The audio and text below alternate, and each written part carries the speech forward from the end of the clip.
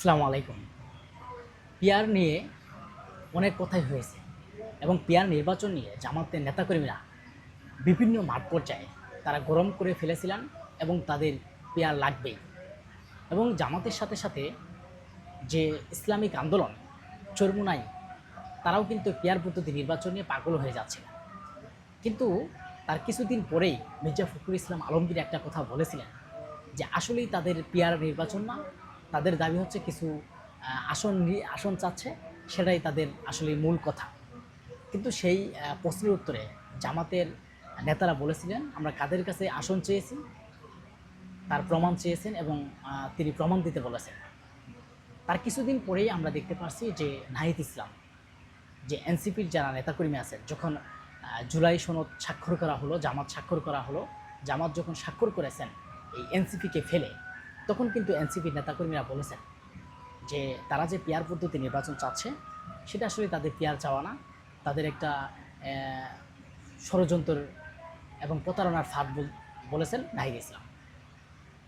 আসলে কিন্তু তাদের কথায় প্রমাণ হলো কিনা, আজকে আপনারা জানেন যে গণমাধ্যমের এক কর্মী, তারা এই জামাতের নেতা তাকে বলেছিলেন, জামাতের নেতা যখন গণভোট নিয়ে নভেম্বরে গণভোট চেয়েছেন এবং গণভোট নিয়ে তিনি কথা বলেছেন, ওই সময় জামাতের নেতাকে জিজ্ঞাসা করা হয়েছিল যে আপনি নভেম্বরে যে গণভোট চাচ্ছেন, এখন পিয়ার পদ্ধতি নিয়ে তার কাছে জানতে চেয়েছেন এবং তিনি বলেছেন যে পিয়ার পদ্ধতি তাদের আসল কথা না, তাদের আসল কথা হচ্ছে গণভোট। দেখেন, কিছুদিন আগে বিভিন্ন জায়গায় আন্দোলন সংগ্রাম করলো সেই পিয়ার পদ্ধতি নির্বাচন ছাড়া বাংলাদেশ সুষ্ঠু নির্বাচন হবে না, কিন্তু তারাই এখন বলছে যে পিয়ার পদ্ধতি নির্বাচন তাদের আসল না। বাংলাদেশ কাকে ভাববেন ভালো এবং বাংলাদেশ কে কখন কি চাই সেটা কিন্তু বোঝা আসলেই মুশকিল আমরা বলতে পারি। কারণ এই পিয়ার পদ্ধতি নির্বাচন নিয়ে বিভিন্ন জায়গায় আন্দোলন সংগ্রাম বিভিন্ন কিছুই করলো, লাস্ট পর্যায়ে নির্বাচন না আসতেই তারা পিয়ার পদ্ধতিতে সরে যাচ্ছে এবং তারা এখন পাগল হয়ে যাচ্ছে গণভোট, যে নভেম্বরে তাদেরকে গণভোট দিতে হবে। এখন আসলেই পিয়ার এবং গণভোট, পিয়ার থেকে তারা সরে আসলেন, এখন গণভোট থেকেও তারা কি আবারও সরে আসবেন, নাকি এই গণভোট তাদের একটা মুখের চাওয়া? আসলে মুখে মুখে রাজনৈতিক আমরা দেখেছি, বাংলাদেশে রাজনৈতিক আমরা দেখেছি যে মুখে মুখে একটা, অন্তরে আরেকটা, মুখে নালন করে একটা, অন্তরে নালন করে আরেকটা।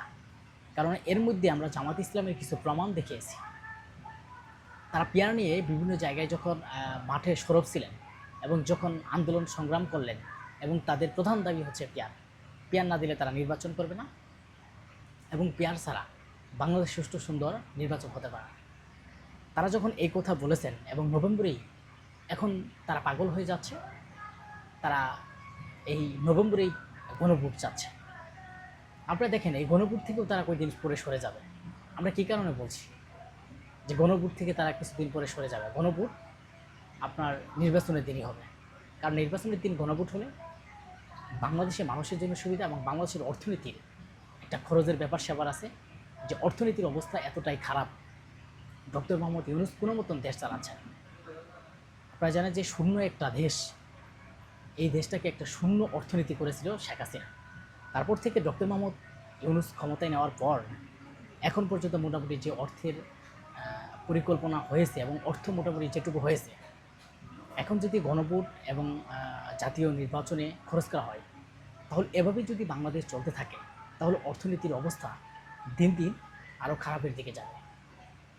আমরা মনে করি যে কিছুদিন পর আমরা একটা জিনিস দেখতে পারবো, যে দেখবেন যে জামাত এই গণভোট থেকেও সরে যাচ্ছে।